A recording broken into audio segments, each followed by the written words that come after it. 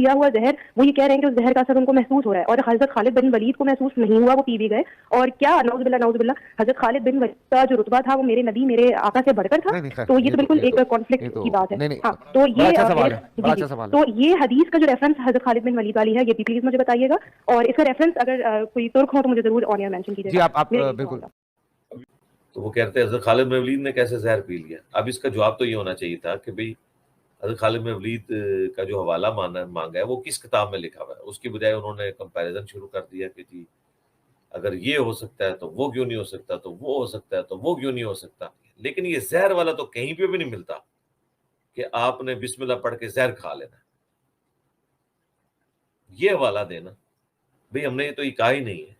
ہم نے پہلی چیز اس سسٹر نے یہ آپ سے پوچھی تھی کہ یہ لکھا کہاں ہوا ہے، وہ تو آپ نے بتایا نہیں ہے. ٹی وی چینل پر ایک خاتون کی طرف سے سوال کیا گیا کہ سیدنا خالد ابن ولید رضی اللہ تعالی عنہ نے زہر پی لیا اور ان پر زہر کا کوئی اثر نہیں ہوا. اس واقعے کا ریفرنس اور حوالہ پیش کریں. اور دوسرا اس واقعے پر اشکال پیش کیا گیا کہ دیکھیں نبی صلی اللہ علیہ وآلہ وسلم کو زہر دیا گیا تو زہر کا اثر آپ علیہ الصلوۃ والسلام پر ہوا، اور خالد بن ولید نے زہر پیا تو ان پر زہر کا کوئی اثر نہیں ہوا. کیا خالد بن ولید کا رتبہ ہمارے آقا صلی اللہ علیہ وآلہ وسلم سے زیادہ ہے؟ یہ اشکال پیش کیا گیا. اس کا معقول طریقے سے جواب دیا گیا، صرف ریفرنس اور حوالہ وہاں کسی وجہ سے پیش نہیں کیا جا سکا. تو مرزا جلمی نے اس سوال اور جواب کے اوپر تبصرہ کیا، اور تبصرہ کرتے ہوئے وہی اپنی جہالت کا ثبوت پیش کیا، اور یہ دعویٰ کیا کہ یہ واقعہ کہیں بھی نہیں ملتا، کہیں بھی یہ واقعہ نہیں ملتا. اب دیکھ لیں کہ مرزا جرمی اپنے آپ کو علمی کتابی کہتا ہے اور علمی کتابی ہونے کا دعوے دار ہے. یقین جانیں کہ یہ واقعہ حدیث سیرت فضائل کی درجنوں کتابوں میں واقعہ موجود ہے، اور سند بھی صحیح ہے، اس کی کئی سندوں کے ساتھ، یہ صحیح سند کے ساتھ واقعہ حدیث فضائل سیرت کی کتابوں میں موجود ہے کہ سیدنا خالد ابن ولید رضی اللہ تعالی عنہ نے ایک موقع پر زہر پیا اور اللہ رب العزت نے ان کو محفوظ فرمایا اور ان پر زہر کا کوئی اثر نہیں ہوا. سب سے پہلے تو ہم اس پر دیکھیں گے کہ یہ واقعہ کن کن کتابوں میں ائمہ محدثین نے ذکر فرمایا، اور پھر اس پر کیے گئے اشکال کا انشاءاللہ تحقیقی جواب میں پیش کروں گا. اس سلسلے میں حوالہ پیش کرتا ہوں امام ابو بکر ابن ابی شیبہ کی کتاب المصنف. امام بخاری کے استاذ امام ابو بکر ابن ابی شیبہ المتوفیٰ 235 ہجری اپنی کتاب المصنف میں روایت نمبر 34419 لے کے. دوسرا حوالہ امام احمد ابن حنبل کی کتاب فضائل الصحابہ. امام احمد ابن حنبل 241 ہجری میں فوت ہوئے، اور انہوں نے اپنی کتاب فضائل الصحابہ میں 1480 نمبر یہ روایت یہ واقعہ اپنی کتاب میں ذکر فرمایا.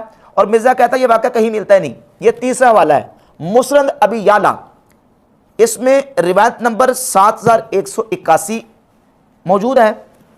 لیکن یہ زہر والا تو کہیں پہ بھی نہیں ملتا کہ آپ نے بسم اللہ پڑھ کے زہر کھا لینا. تیسرا حوالہ امام ابو القاسم سلیمان ابن احمد طبرانی کی کتاب المعجم الکبیر للطبرانی. 2 سندوں کے ساتھ امام طبرانی اس واقعے کو لے کے آئے. روایت نمبر 3718 اور 3719. یہ امام ابو نعیم الاصفہانی ان کی کتاب ہے دلائل النبوہ، نبی کریم علیہ الصلوۃ والسلام کی نبوت کے دلائل کے اوپر. اس میں روایت نمبر 368. اور یہ امام ابو نعیم کی ایک دوسری کتاب ہے معرفت الصحابہ. معرفت الصحابہ میں روایت نمبر 2409 امام ابو نعیم لے کے. یہ تاریخ دمشق ہے، اس میں 3 سندوں کے ساتھ حافظ ابن عساکر اس واقعے کو لے کے ہے. یہ امام حیثمی کی کتاب ہے مجموع الزوائد. مجموع الزوائد میں امام حیثمی روایت نمبر 15884 لے کے آئے، اور اس کی سند کے حوالے سے کہتے ہیں کہ رجالہ رجال الصحیح وہو متصل. اس کے رجال صحیح کے رجال ہیں اور اس کی سند متصل ہے. یہ امام ابو بکر احمد ابن الحسین بہقی المتوفیٰ 458 ہجری کی کتاب ہے دلائل النبوہ و معرفت احوال صاحب شریعہ. روایت نمبر 3095. یہ ہے امام ابن حجر عسقلانی کی کتاب الاصابہ فی تمییز الصحابہ. اس میں جلد 1 صفحہ 471 پہ. اور یہ کتاب ہے حافظ ذہبی کی سیر و اعلام النبلاء جلد نمبر 3 صفحہ نمبر 229 پر. اور اس کے علاوہ یہ غیر مقلدین کے چوٹی کے امام و پیشوا ابن تیمیہ کا فتاوہ ہے مجموع الفتاوہ جلد نمبر 11 اور صفحہ نمبر 277 اور 278 کے اوپر.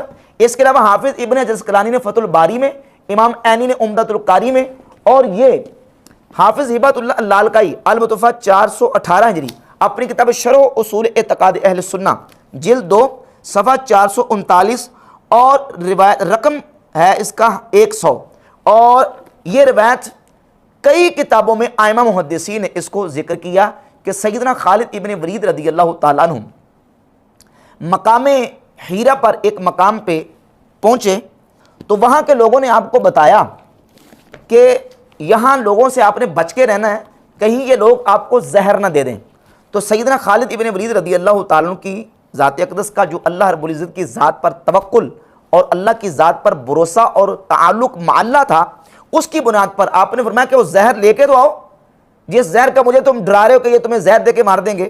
آپ کی بارگاہ میں وہ زہر پیش کیا گیا تو آپ نے اس کو اپنے ہاتھ پہ رکھا، وقال بسم اللہ، اللہ کا نام لیا، فاقتحمہ، اور گونٹ بھرا، فوراً منہ میں ڈالا، 1 منٹ نہیں لگایا. فلم یضرہ باذن اللہ شیئا، اللہ رب العزت کے اذن سے اس زہر نے آپ پر کوئی اثر نہیں کیا.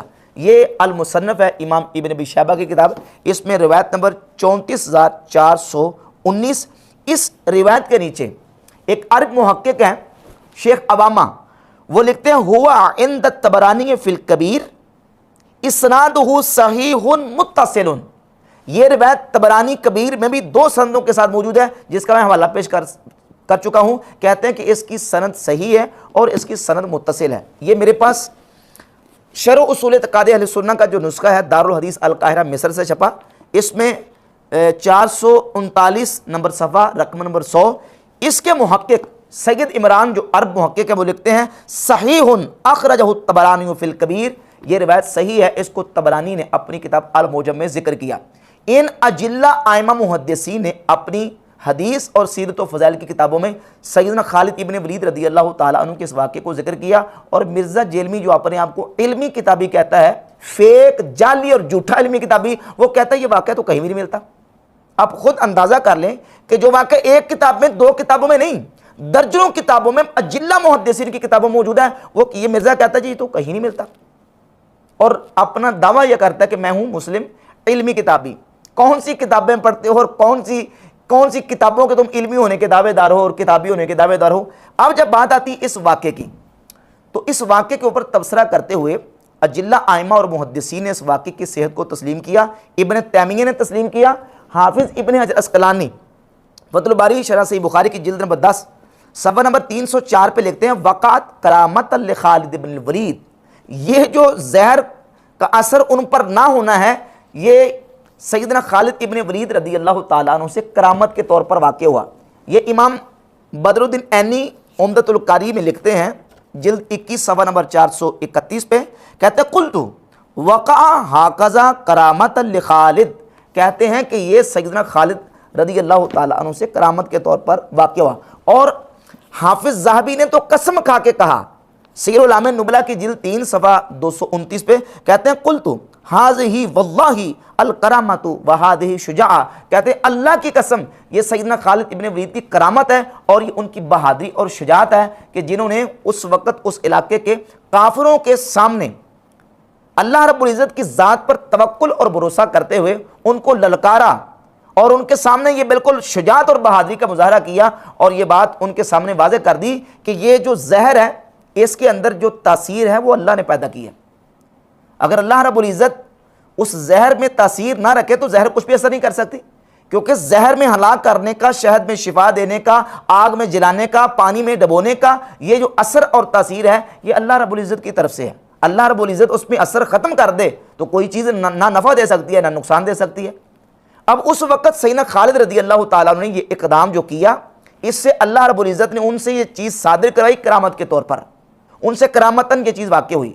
اس سے مسلمانوں کے دلوں کو تقویت ملی، مسلمانوں کا ایمان اور زیادہ قوی اور مضبوط ہوا اور کافروں کے دلوں میں مسلمانوں کا ایک رعب اور دبدبہ بیٹھ گیا کہ یہ لوگ تو وہ ہیں کہ جو موت کے حوالے سے ان کے دلوں میں ڈر موجود نہیں ہے. تو اب ان کے کافروں کے دلوں میں رعب بیٹھا، مسلمانوں کا ایمان پختہ ہو گیا. تو کرامت کے طور پر اللہ رب العزت نے ان سے یہ چیز صادر فرمائی. اب اس پر اشکال یہ ہے کہ دیکھیں جی کہ نبی صلی اللہ علیہ وآلہ وسلم پر تو زہر کا اثر ہوا، حضرت خالد ابن ولید پر نہیں ہوا، تو کیا خالد ابن ولید کا رتبہ نبی علیہ الصلوۃ والسلام سے زیادہ ہے؟ نعوذ باللہ تعالیٰ۔ پہلی بات تو یہ ہے کہ نبی اور امتی کا کمپیریزن اور مقابلہ یا موازنہ کروانے کا کوئی مسلمان نعوذ باللہ سوچ بھی نہیں سکتا۔ امتی کو جو کچھ حاصل ہوتا ہے وہ نبی کے صدقے سے تو ملتا ہے، نبی کے وسیلے اور نبی کی برکت سے تو اس کو حاصل ہوتا ہے۔ جو چیز خود امتی کو نبی کے برکت اور وسیلے سے مل رہی ہے، یہاں یہ کیسے کہا جا سکتا ہے کہ نعوذ باللہ تعالیٰ امتی کا مرتبہ نعوذ باللہ کیا نبی سے زیادہ ہے؟ ولی کی کرامت ہوتی ہی اصل میں حقیقت میں نبی کا معجزہ ہے، اور اس پر میں دو محدثین کے حوالہ جات پیش کروں گا۔ ایک تو حافظ ابن کثیر نے اپنی کتاب البدایہ والنہایہ کی جلد نمبر 6 صفحہ نمبر 169 پہ لکھا ہے کہ جہاں ولیوں کی کرامات کا ذکر کیا، کہتے ہیں وَهِيَ مَعْدُودَةٌ مِّنَ الْمُعْجِزَاتِ، ولیوں کی کرامات یہ نبی کے معجزات شمار ہوتے ہیں۔ لِأَنَّ كُلَّ مَا يَثْبُتُ لِوَلِيٍّ فَهُوَ مُعْجِزَةٌ لِنَبِيِّهِ، کیونکہ جو ولی سے ثابت ہوتا ہے وہ نبی کا معجزہ ہی تو ہوتا ہے۔ اور اسی طرح حافظ ابن کثیر البدایہ والنہایہ کی جلد 6 صفحہ نمبر 293 پہ لکھتے ہیں کہ فَهَٰذِهِ الْكَرَامَاتِ لِهَٰؤُلَاءِ الْأَوْلِيَاءِ، یہ کرامات اولیاء اللہ سے جو صادر ہوتی ہیں، ہی معجزات لرسول اللہ صلی اللہ علیہ وآلہ وسلم، یہ رسول اللہ صلی اللہ علیہ وسلم کا معجزہ ہوتی ہیں، جس طرح کہ پیچھے گزر چکا۔ لِأَنَّهُمْ انما نالوہا ببرکت متابعتہ، کیونکہ ولیوں کو یہ کرامتیں نبی کی اتباع کی برکت سے ملتی ہیں، نبی کی اطاعت کی برکت سے ملتی ہیں۔ یہ بات حافظ ابن کثیر نے بھی لکھی، اور یہی بات امام ابو بکر احمد ابن الحسین بہقی نے دلائل النبوہ و معرفت و حوالے صاحب شریعہ کی جلد نمبر 6 صفحہ نمبر 44 پر اور صفحہ نمبر 49 پہ اسی بات کو بیان کیا کہ اللہ رب العزت جل شانہ اپنے نبی کو اعزاز عزت دینے کے لیے اور نبی کو مشرف فرمانے کے لیے نبی کے غلاموں اور نبی کے امتیوں سے اس طرح کی کرامات صادر فرماتا ہے۔ اب نبی کے امتی سے جو کرامت صادر ہو رہی ہے وہ نبی کی برکت سے ہوئی، اور در حقیقت وہ نبی کا معجزہ ہے، تو یہاں کمپیریزن اور مقابلہ کیسے کروایا جا سکتا ہے؟ اور یہ بھی بات یاد رہے کہ ایک چیز جو نبی کے امتی سے صادر ہوئی ہے ضروری نہیں ہے کہ اس کا نبی سے معجزتاً صدور بھی ثابت ہو۔ مثال کے طور پہ دیکھیں، نبی پاک صلی اللہ علیہ وآلہ وسلم کی ذات اقدس کی سیرت طیبہ کو دیکھیں۔ آپ صلی اللہ علیہ وآلہ وسلم نے جنگ خندق کے موقع پر بو کی وجہ سے اپنے شکم اطہر پر پتھر باندھے۔ شیب ابی طالب میں جب آپ علیہ الصلوۃ والسلام کو مشرکین نے محصور کر دیا، اس موقع پر صحابہ کرام نے درختوں کے پتے اور گھاس کھا کے گزارا کیا، یعنی بھوک کا، اور اس وقت یہ امتحان کا یہ عالم تھا، نہ وہاں آسمانوں سے دسترخواں اور مائدہ نازل ہوا، نہ وہاں حضرت مریم کی طرح بے موسم پھل آئے، اس کا کوئی ثبوت ہمارے پاس نہیں ہے۔ آپ علیہ الصلوۃ والسلام نے بو کی وجہ سے اپنے شکم اطہر پہ پتھر باندھے، یہ آپ علیہ الصلوۃ والسلام کی سیرت سے ہمیں ملتا ہے۔ لیکن آپ ہی کے غلام سیدنا خبیب رضی اللہ تعالیٰ عنہ کے بارے میں صحیح بخاری میں 3045 نمبر حدیث موجود ہے کہ جس وقت مشرکین نے ان کو بیڑیوں میں جکڑا، ابھی وہ بیڑیوں میں جکڑے ہوئے تھے، اسیر تھے، کہ ان کے پاس بے موسم پھل آئے، وہ انگوروں کے گچھے ہاتھ میں پکڑے ہوئے بے موسم پھل کھا رہے تھے۔ یہ صحیح بخاری کی 3045 نمبر حدیث ہے۔ اب یہاں سے کوئی یہ کہے کہ حضرت خبیب کا رتبہ کیا میرے آقا صلی اللہ علیہ وسلم سے زیادہ ہے، تو کوئی کہہ ہی نہیں سکتا، کیونکہ خبیب رضی اللہ تعالیٰ عنہ کو یہ کرامت جو ملی ہے وہ نبی علیہ السلام کے صدقے سے تو ملی ہے، نبی علیہ السلام کی برکت سے ملی ہے، اور وہ حضرت خبیب کی کرامت دراصل حقیقت میں نبی کا معجزہ ہے، نبی کی برکت سے مل رہا ہے۔ وہ کبھی اللہ تعالیٰ معجزات نبی کے ڈائریکٹ ہاتھوں سے کرواتا ہے، اور کبھی اللہ تبارک و تعالیٰ نبی کے امتیوں کے ہاتھوں کرامت کے طور پر اس طرح کی خارق عادت چیزیں ظاہر کرواتا ہے جو در حقیقت نبی کا معجزہ شمار ہوتی ہیں۔ اسی طرح دیکھیں آپ کہ ایک چیز افضل کے لیے ثابت نہیں ہے لیکن مفضول کے لیے ثابت ہے۔ مثال کے طور پر سیدنا امیر حمزہ رضی اللہ تعالیٰ عنہ کو جنگ احد میں شہید کیا گیا اور آپ کے جسم اقدس کا مسلح کیا گیا۔ وہاں بظاہر حفاظتی کوئی تدبیر اور انتظام نہیں تھا، مسلح کیا گیا جسم اقدس کا، لیکن ان کے مقابلے میں دیکھیں صحیح بخاری میں 3045 نمبر حدیث ہے، حضرت سیدنا عاصم بن ثابت الانصاری رضی اللہ تعالیٰ عنہ، مشرکین نے ان کو شہید کر دیا ایک موقع پر، تو ان کے جسم کا مسئلہ کرنے لگے، ان کے اعضاء، ان کے ہاتھ پاؤں کو کاٹنے لگے، تو اللہ رب العزت نے ان کے جسم کی حفاظت فرمائی بیڑوں کو بھیج کر۔ پنجابی میں جیسے پونڈ کہتے ہیں، وہ پونڈ اور بیڑیں آئیں اور بادل کی طرح ان کے جسم پر اور ان کی لاشوں کے اوپر چھا گئیں، اور اللہ رب العزت نے ان کے اجسام کی، ان کے جسموں کی ان کافروں سے مسئلہ کرنے کے حوالے سے حفاظت فرما دی۔ یہ حفاظت کا معاملہ جنگ احد میں سیدنا امیر حمزہ رضی اللہ تعالیٰ عنہ کے ساتھ نہیں ہوا، اللہ کی حکمت ہے، اس کی حکمت ہے، وہ جہاں چاہے اپنی جو وہ حکمت کا اظہار فرما دے اور جو چاہے وہ کرے۔ جنگ بدر میں اس نے مسلمانوں کی مدد کرنے کے لیے ہزاروں فرشتے بھیجے، جنگ احد میں فرشتوں کے آنے کا ثبوت ہے؟ ثبوت ہمارے پاس نہیں ہے۔ اب وہ جنگ بدر میں کیوں بھیجے، جنگ احد میں کیوں نہیں بھیجے، یہ اس کی حکمت ہے۔ تو ایک چیز وہ افضل سے صادر نہ کروائے، مفضول سے صادر کروا دے تو اس کی حکمت ہے۔ کئی ایسی کرامات ہیں جو صحابہ کرام سے صادر نہیں ہوئی لیکن تابعین سے ہوئی ہیں، اور صحیح سند کے ساتھ وہ واقعات موجود ہیں۔ مثلا ابو مسلم عبداللہ بن صوب خولانی رحمۃ اللہ تعالی علیہ تابعی ہیں، بہت بڑے تابعی ہیں، ان کا پانی کے اوپر چلنا دلائل النبوہ میں امام بہقی نے صحیح سند کے ساتھ ذکر کیا کہ وہ پانی کے اوپر چلے، ان کو آگ میں اسود انسی نے ڈال دیا، اللہ رب العزت نے ان پر آگ کو گلزار فرما دیا، ٹھنڈا فرما دیا، یہ ان کی کرامت ہے۔ یزید بن نباتہ کے حوالے سے امام بہقی نے دلائل النبوہ میں ذکر کیا کہ ان کا گدھا مر گیا تو انہوں نے دعا کی، اللہ رب العزت نے ان کی دعا پر ان کے گدھے کو زندہ فرما دیا۔ یہ کرامات جو تابعین سے ثابت ہوئی ہیں، ان کا ثبوت صحابہ سے نہیں ملتا۔ تو اس کا مطلب یہ نہیں کہ تابعین کا مرتبہ صحابہ سے بڑھ گیا۔ کبھی ایک چیز مفضول سے ثابت ہو جاتی ہے، وہ افضل سے ثابت نہیں ہوتی، تو اس سے مفضول کا افضل سے زیادہ مرتبہ اور رتبے والا ہونا یا افضل ہونا ثابت نہیں ہوتا۔ تو سیدنا خالد ابن ولید رضی اللہ تعالیٰ عنہ سے یہ جو امر واقع ہوا، یہ ان کی کرامت کے طور پر اللہ تعالیٰ نے مسلمانوں کے ایمان کو مزید پکا کرنے کے لیے اور کافروں کے دلوں میں ان کا رعب ڈالنے کے لیے اللہ رب العزت نے یہ کرامت ان سے صادر فرمائی۔